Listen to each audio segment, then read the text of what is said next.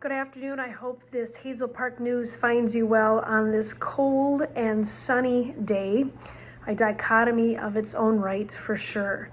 For this Sunday, we are going to hear the words from Paul's first letter to the church in Corinth, how we are made up of one body with many members, and how each of those members has a gift, and how then those gifts can be used within community to share a word and a message of hope and promise, which then leads into next Sunday where we hear words of love and how love is patient and kind.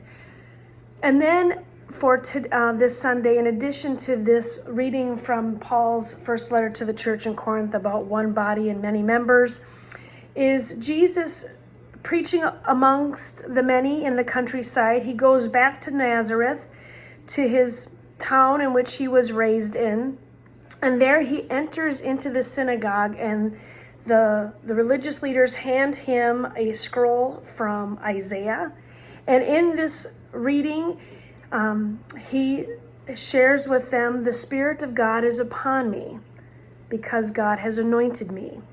God has sent me to preach good news to the poor, to proclaim release to the prisoners and recovery of sight to those who are unable to see, to liberate the oppressed, and to proclaim the year of God's favor."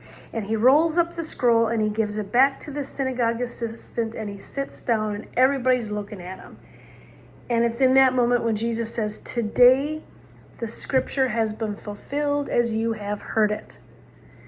And I'm leaning into the word today because today implies a level of divine action. It's immediate. And yet, how often do we wait when we are faced with a sense of immediacy? We don't know quite what to do, so we stall, especially when God's calling us to do something we have never done before. And so on this day, and on this Sunday coming, we're going to talk about what it means to have divine action at work, how our spiritual gifts are used for the common good, and how that common good is used for the betterment of the community, and how the Spirit of God in community is for loving, authentic, and inclusive relationships. There's a lot to cover this Sunday.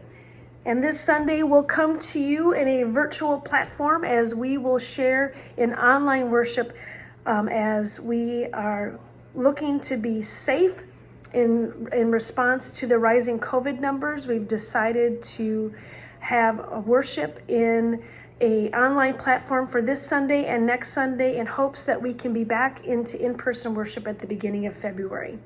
So tune in 10 a.m. on Facebook and or YouTube, and you will find a pre-recorded worship service there.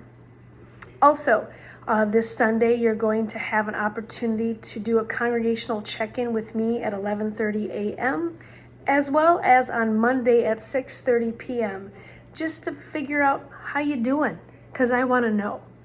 And for families with children, if you'd like to check in with me the following Sunday on the 30th at 11:30 a.m., or on Monday the 31st at 6:30 p.m. Again, that's to check in with you with all the other dynamics that you're holding when it comes to in-person school, distance learning, COVID, PCR tests, antigen tests. Do you test? Don't you test? How many days do you isolate? Yep, we can talk about that and more. I hope you're well on this day, my friends.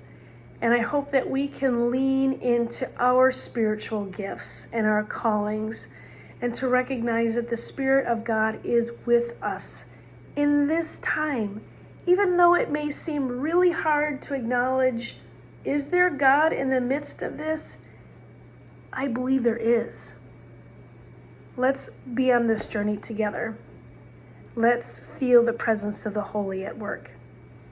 Have a great day, my friends, and I look forward to seeing you real soon.